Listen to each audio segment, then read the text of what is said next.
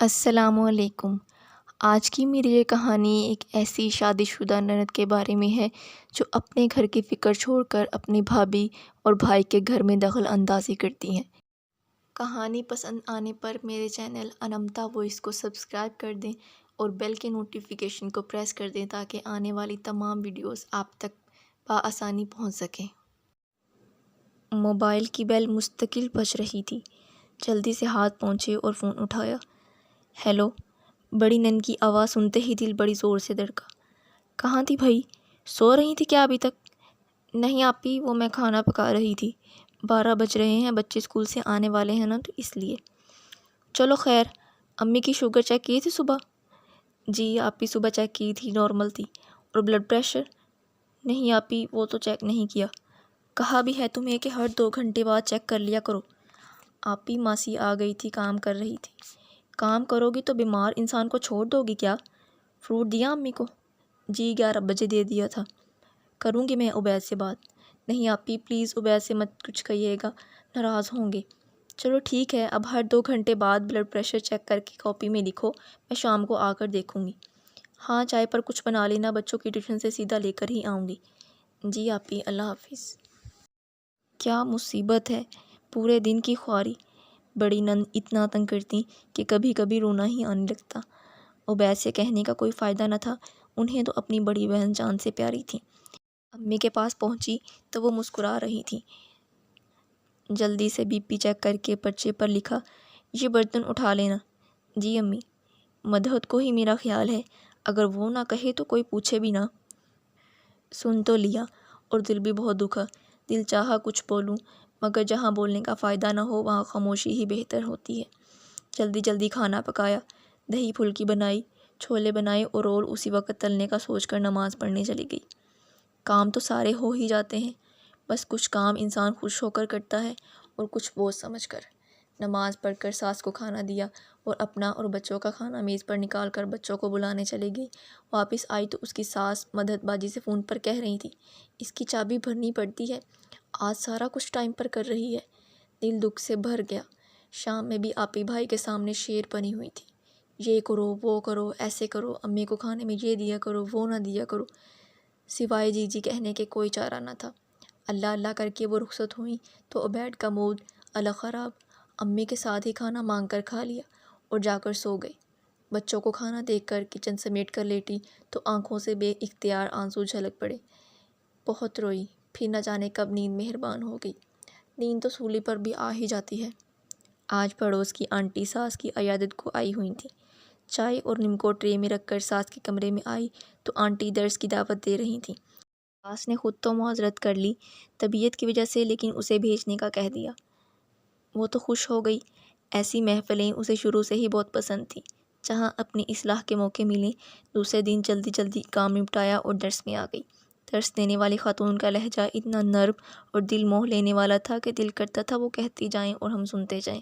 صبر کے حوالے سے قرآن پاک کی مختلف آیات کا ترجمہ اور تفسیر سنائی۔ دل کو بہت سکون ملا۔ بے شک اللہ تعالیٰ بہترین بدلہ لینے والا ہے، بس نیت میں رب کی خوشنودی مقصود ہونی چاہیے۔ اور پھر عزت اور ذلت پر بہت تفصیل سے قرآن پاک کی آیات کا حوالہ دیا کہ اگر کسی انسان کو پوری دنیا میں عزت دینا چاہے تو کوئی نہیں دے سکتا جب تک کہ اللہ تعالیٰ نہ چاہے۔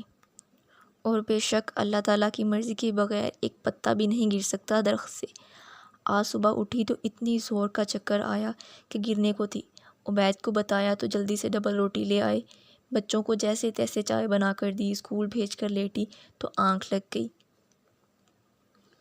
عبید جاتے ہوئے کہہ گئے تھے کہ میں جلدی آ جاؤں گا، ڈاکٹر کے پاس چلیں گے۔ امی بھی سو رہی ہیں، تم بھی آرام کر لو۔ لیٹی تو آنکھ ایسی لگی کہ 11 بجے آنکھ کھلی۔ ابھی اٹھنے کا سوچ ہی رہی تھی کہ دھڑام سے دروازہ کھلا اور آپی آنکھیں نکالے کھڑی تھیں۔ تم سوتی رہو، کوئی خیال ہے بیمار ساس کا؟ ابھی تک ناشتہ بھی نہیں کیا امی نے، تمہیں سونے کے لیے لائے ہیں کیا؟ قسم خدا کا 11 بجنے کو ہیں۔ اماں کا فون آیا تو میں تو فوراً اپنے گھر تالا ڈال کر نکلی کہ اماں کو دیکھوں۔ شوگر بی پی کی مریض ہیں، تمہیں تو کوئی خیال ہی نہیں۔ آپی وہ طبیعت خراب ہے میری، اس لیے لیٹی تو آنکھ ہی لگ گئی۔ کیوں؟ تمہیں کیا ہوا ہے؟ ہٹی کٹی تو لگ رہی ہو۔ آپی سے بحث فضول تھی۔ جلدی سے باتھ روم جا کر منہ پر چھینٹے مارے اور ناشتہ بنانے کچن میں آ گئی۔ اماں اور آپی دونوں تیز تیز بول رہی تھیں۔ جلدی سے ٹرے میں ڈبل روٹی کے ٹوسٹ پر مکھن لگا کر رکھے اور دلیا بنانے لگی۔ چائے چڑھائی کہ دروازے پر بیل ہونے لگی۔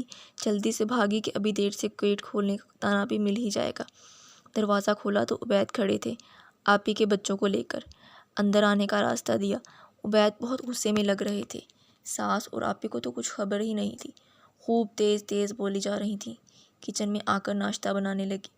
عبید بچوں کو لے کر سیدھا ساس کے کمرے میں پہنچے تو آپی بچوں کو دیکھ کر عبید سے پوچھنے لگی، خیریت ہے بچے، تمہارے ساتھ کیسے؟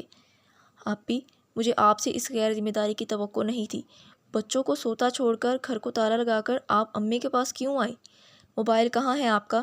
ایسی کیا ایمرجنسی ہو گئی تھی؟ اور نوید بھائی کا فون آیا تھا، آپ کے پڑوس والوں نے نوید بھائی کو کال کر کے بتایا کہ گھر میں بچے رو رہے ہیں اور باہر سے تالا ہے، آپ فون نہیں اٹھا رہی۔ میں تو آج جلدی گھر آنے کا بول کر گیا تھا، راستے میں ہی تھا کہ نوید بھائی کا فون آیا کہ گھر جاؤ، پڑوس سے فون آیا ہے، تالا توڑ کر بچوں کو لے کر آیا ہوں۔ نوید بھائی کا دور کا سفر ہے، وہ بھی نکلے ہوئے ہیں، میں قریب تھا اس لیے جلدی پہنچ کر انہیں بتایا کہ بچوں کے پاس پہنچ گیا ہوں۔ برابر والے بھلے لوگ ہیں، بتا دیا، ورنہ جانے بچے کب تک روتے رہتے۔ آپی کا تو ایک رنگ آئے اور ایک جائے۔ ارے اماں کا فون آیا تھا کہ بغیر ناشتہ پانی کے پڑے ہیں، تو آپ بچوں کو چھوڑ کر نکل پڑیں۔ اللہ نہ کرے کوئی بڑا حادثہ ہو جاتا تو کون ذمہ دار ہوتا؟ یہ اتنا بڑا مسئلہ تو نہیں تھا۔ عالیہ کی صبح طبیعت خراب تھی، میں نے جلدی آنے کا کہا تھا اور میں کہہ کر گیا تھا عالیہ کو کہ آرام کرو، امی سو رہی ہیں۔ میں نے جگا کر بتانا مناسب نہیں سمجھا۔ اماں تو شروع سے اپنا ناشتہ خود بنا کر کرتی تھی نا، آپ نے عالیہ کے آنے کے بعد سے کہہ کر اماں کو بالکل بستر کا ہی کر دیا ہے، جبکہ اماں کو ڈاکٹر نے واک کرنے کا کہا ہے۔ اس عمر میں شوگر، بلڈ پریشر تو ہوتا ہی ہے، بجائے اس کے کہ آپ اماں سے یہ کہتی کہ اماں اٹھ کر خود ناشتہ بنایا کریں، آپ نکل پڑی گھر سے کہ عالیہ کی کلاس تو لے سکو۔ ابھی عبید بول ہی رہے تھے کہ دروازے پر بیل ہوئی۔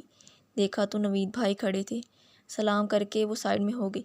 نوید بھائی غصے میں تھے، وہ آپی پر برس پڑے، اس عورت کو صرف اور صرف میکے کی فکر ہے کہ یہاں کیا ہو رہا ہے، میں اور میرے بچے جائیں بھاڑ میں، ہر وقت فون پر لگی رہتی ہے کہ بھاوج کیا کر رہی ہے۔ میں شروع دن سے سمجھا رہا ہوں کہ تمہارے بھائی بھاوج اپنے گھر کے معاملات خود جانیں، مگر اس کی دلچسپی بس یہی ہے کہ بھاوج کیا کر رہی ہے اور اماں کے گھر کیا ہو رہا ہے۔